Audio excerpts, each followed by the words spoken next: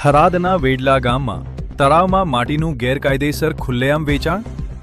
સરપંચ અને સ્થાનિક તંત્રની સામે ગ્રામજનોમાં રોષ. થરાદ તાલુકાના વેડલા ગામમાં આવેલા તળાવમાંથી મોટા પાયે માટી ઉપાડીને વેચાણ કરવામાં આવી રહ્યું હોવાના આક્ષેપોને લઈને ગ્રામજનોમાં ભારે રોષ જોવા મળી રહ્યો છે. ગ્રામજનોનો આક્ષેપ છે કે ગામના જાહેર તળાવમાં છેલ્લા કેટલાક સમયથી જે સીબી, લોડર, હાઈવા ડમ્પર અને ટ્રેક્ટરો દ્વારા સતત માટી ભરવાની કામગીરી ચાલી રહી છે, છતાં ગ્રામ પંચાયત અને સ્થાનિક તંત્ર મૌન સેવતું જોવા મળી જાય છે.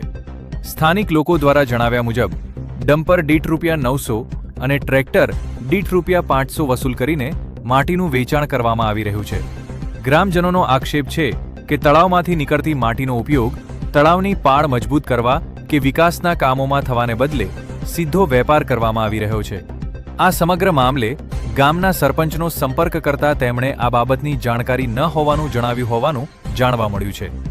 જો કે ગ્રામજનોનું કહેવું છે કે ગામમાં ધોળા દિવસે ભારે મશીનરી અને ડમ્પરોની અવરજવર થતી હોવા છતાં સરપંચ અને પંચાયત અજાણ હોવાનું કહે તે આશ્ચર્યજનક બાબત છે.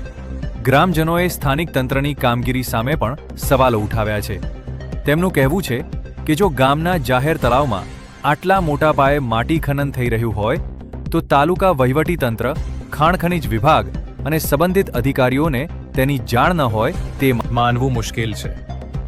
ગામ લોકોનું કહેવું છે કે એક તરફ સરકાર જળ સંચય અને તળાવોના સંરક્ષણ માટે કરોડો રૂપિયાનો ખર્ચ કરે છે, જ્યારે બીજી તરફ જાહેર સંપત્તિનું ખુલ્લેઆમ વેચાણ થતું હોવાના આક્ષેપો સામે આવી રહ્યા છે, જેના કારણે સમગ્ર મામલે નિષ્પક્ષતાસ થાય અને જો કોઈ ગેરરીતિ થઈ હોય તો જવાબદારો સામે કડક કાર્યવાહી કરવામાં આવે તેવી માંગ ઉઠી છે.